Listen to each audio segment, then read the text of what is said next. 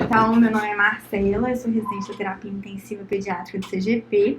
Eu vou apresentar hoje meu clube de revista aqui no meu rodízio do Hospital do Júlia Kubitschek, na neonatologia. O artigo é sobre tratamento da acidose metabólica aguda na UTI, bicarbonato de sódio e terapia de substituição renal. Esse artigo foi da Critical Care, que é uma revista com um fator de impacto de 3.4, que é um fator bom. Foi publicado em 2021, foi feito na Universidade de Tóquio, e esse artigo ele foi uma das 10 revisões selecionadas para a atualização anual em terapia intensiva e medicina de emergência 2021. Na introdução, então, eles começam falando sobre o distúrbio ácido básico mesmo. Então, tem que rolar um equilíbrio entre ácidos fracos e ácidos fortes, sendo os ácidos fracos proteínas, alumínios, fosfato inorgânico, e ácidos fortes sódio, potássio, cálcio, magnésio. E ele usa a definição de Strong Ion Difference, que é a diferença entre cátions e ânions. Então, vai ser todos esses íons, sódio, potássio, magnésio, cálcio, menos o cloro e o lactato. E o valor de referência disso aí vai ser mais ou menos 42.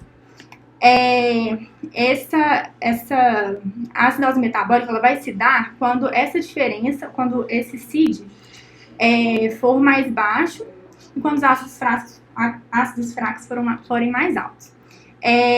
O Stuart foi o físico que sugeriu essa fórmula, né, que criou essa fórmula na década de 80. E ela assim como o anion gap, eles têm mais ou menos uma correlação entre os dois. A abordagem do excesso de base mostrou ser equivalente à abordagem do CID na quantificação do status da ácido base em pacientes criticamente enfermos. A diferença aqui é que no adulto, talvez, por grandes variações de lactato no adulto, essa fórmula acaba ficando mais interessante às vezes. Tá, então sobre a epidemiologia. Apesar da acidose metabólica ser comum, os dados epidemiológicos são escassos, o que limita a compreensão da abordagem da acidose metabólica no geral. Esse artigo cita vários estudos, então eu fiz algumas tabelas. O primeiro estudo que ele cita, então, na Austrália, foi feito na Austrália e Nova Zelândia, e define a acidose grave com um pH menor que 7,2, um PCO2 menor ou igual a 45, BIC menor que 20, sulfa maior que 4, lactato maior que 2. E nesse cenário, a mortalidade foi na Austrália de 43,5 e na Nova Zelândia de 48,3. Nesse mesmo estudo, eles também citam a acidose metabólica moderada, que seria um pH menor que 7,3, beta-hexese menor que 4 e PCO2 menor que 45, deu uma mortalidade de 17,3 e 21,5, respectivamente. Outro estudo que eles citam também é um estudo na França, que aí, nesse caso, definiu um pH menor que 7,2, mas inclui acidose metabólica respiratória e mista. Em pacientes com 24 horas de UTI, a mortalidade foi de 57%. E outros estudos na Austrália, Japão, Taiwan, em 18 UTIs, eles mostraram que tem 14% dos pacientes internados têm uma acidose metabólica moderada ou grave. Quais são os tipos comuns de acidose metabólica? Com redução de CID. Então, a gente tem a cetoacidose, que é por conta, tem essa acidose metabólica por conta do beta-hidroxibutirato, e acetato, acetoacetato, que são ânions fortes. A gente pode ter por acidose lática mesmo, que também é um ânion forte, então aí tem várias possíveis causas, choque cardiogênico, hipovolêmico, insuficiência cardíaca grave, trauma grave e sepse. E a gente pode ter também por hipercloremia, que aí, no caso, pode ser pela infusão de fluidos. Acontece em 19 a 45% dos pacientes internados em UTI.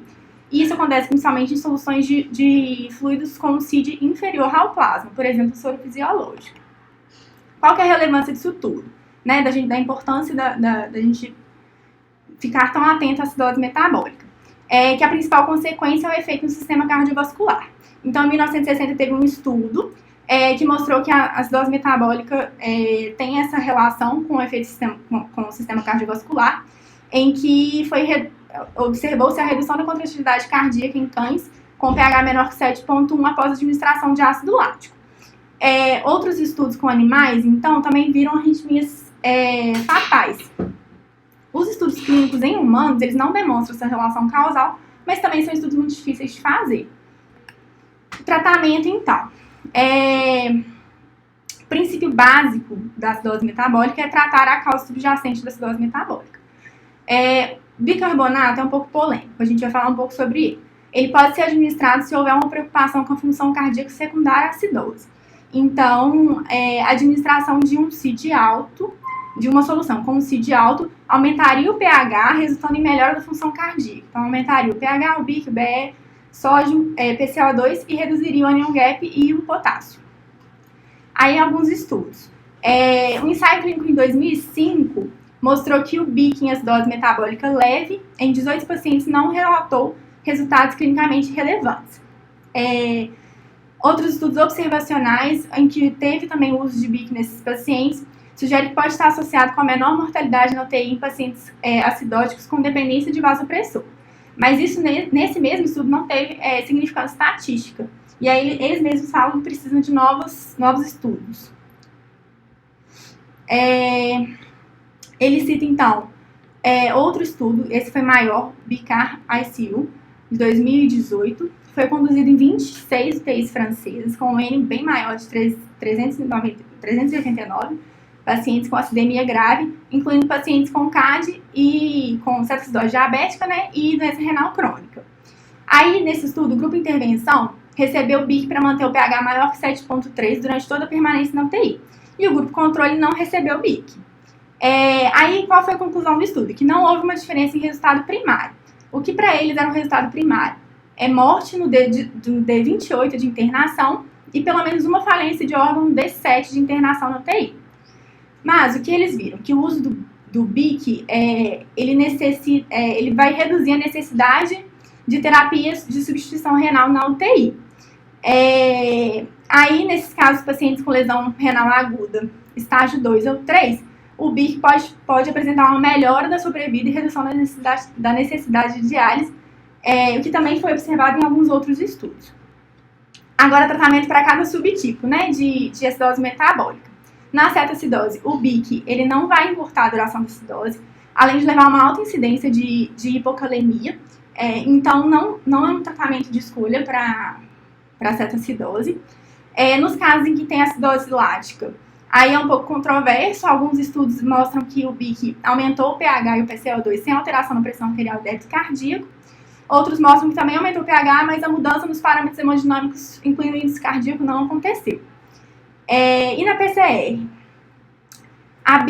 O uso de BIC na PCR mostrou que tem piores desfechos neurológicos e a maioria dos estudos não mostra melhora no retorno da circulação espontânea.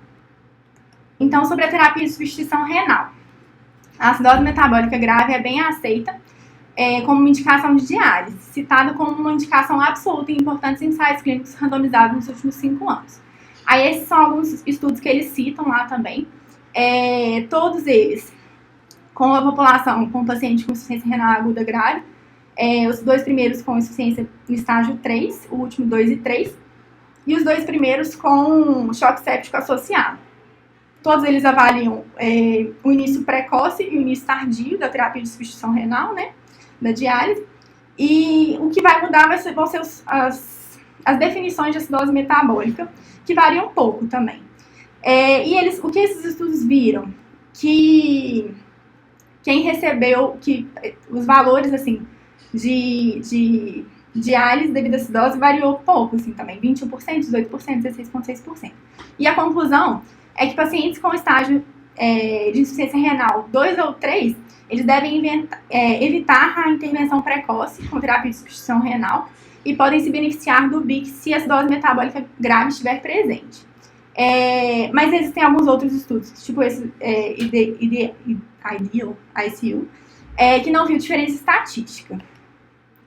Então, o artigo vai finalizando falando que existem necessidade de novos estudos para poder avaliar os benefícios e malefícios do BIC na função cardiovascular, para avaliar o bicarbonato em acidose metabólica moderada e para avaliar a necessidade do BIC em insuficiência renal aguda estágio 2 e 3 associada à acidose metabólica grave.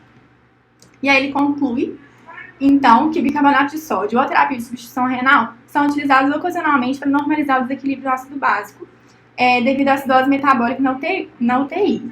Mas as evidências de alta qualidade ainda são bem limitadas. E pacientes com lesão renal aguda estágio 2 ou 3 e acidose metabólica grave, eles podem se beneficiar da administração de BIC, mas ainda são necessários novos estudos.